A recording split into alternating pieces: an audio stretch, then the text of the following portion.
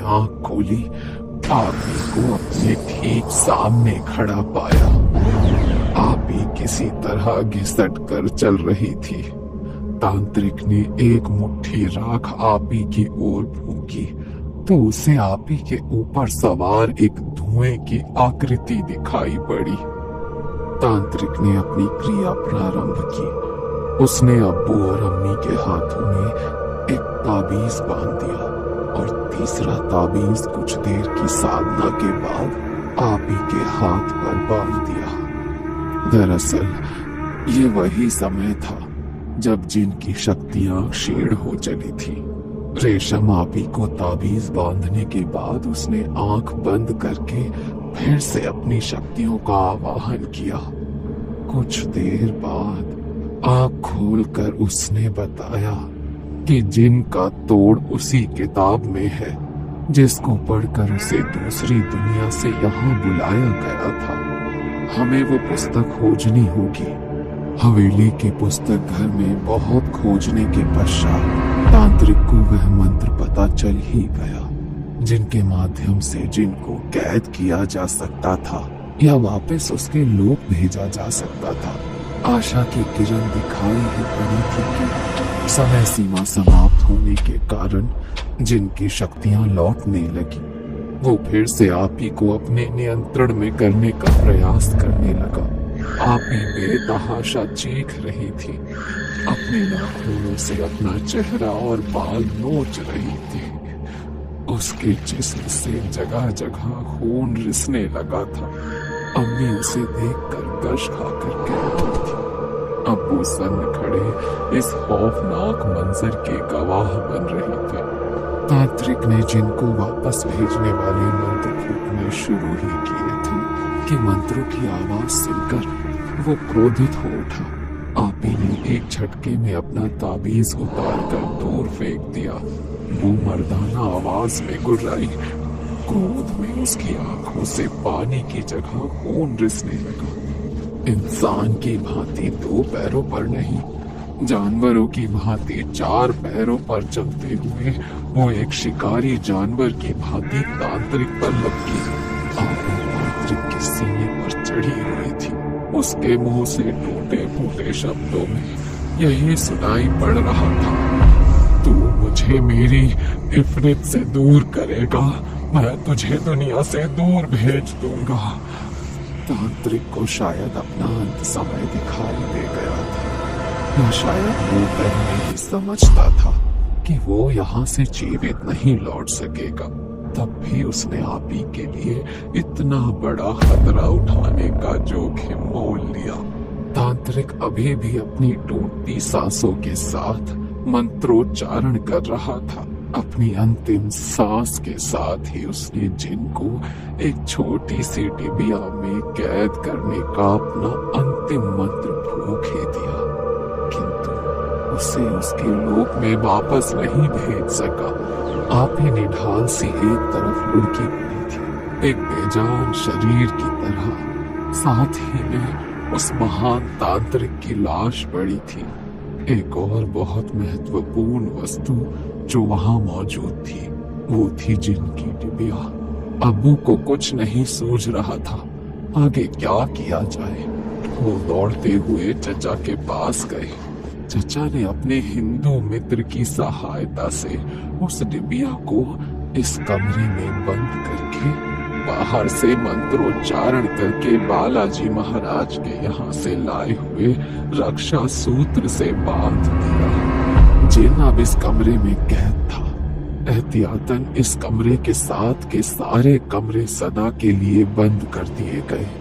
आधी हवेली जिन के लिए छोड़कर बाकी की हवेली में आना जाना होने लगा। और आपकी रेशम आपी, उनका क्या हुआ? जिन तो जा चुका था, किंतु आपी अभी भी बेजान सी पड़ी थी। उसका शरीर बेहद कमजोर या कहिए एकदम खोखला हो चुका था। अभी तक शैतानी ताकत के प्रभाव से वो चल फिर रही थी, किंतु अब तो वो बिस्तर से हिल तक नहीं पाती थी। उसके शरीर पर लगे जख्म समय के साथ और ही बढ़ते जा रहे थे। साथ ही शैतानी जिन का अंश उनकी कोख में होने से उनकी ताकत क्षीण हो चली थी। 4 रोज तक जीवन और मृत्यु के साथ संघर्ष करने के बाद अंत में उनकी मौत हो गई। आपी की मौत के बाद अम्मी अब्बू बिल्कुल बेसुध हो गए थे। अम्मी तो कई रोज तक खाना ही नहीं खाती थी। लेकिन सबसे बड़ा सत्य यही है कि मरे हुए के साथ मरा नहीं जाता, जीना तो पड़ता ही है। इसीलिए अपनी इकलौती संतान को खोकर भी बाकी बची जिंदगी को काटने के लिए अम्मी अब्बू के पास की बस्ती में एक छोटा सा मकान ले लिया और हवेली से सदा के लिए पलायन कर दिया। आप ही की मौत की ठीक 5 महीने बाद मेरा जन्म हुआ, लेकिन उससे भी अम्मी के निर्जन पड़े मन में कोई हलचल पैदा नहीं हुई। मेरा सारा बचपन यूं ही उपेक्षित सा बीता।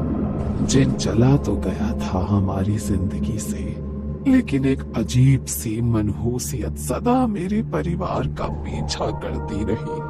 अम्मी अब्बू अपनी जवान बेटी की अपनी आंखों के सामने हुई दर्दनाक मौत को कभी भुला ही नहीं पाए।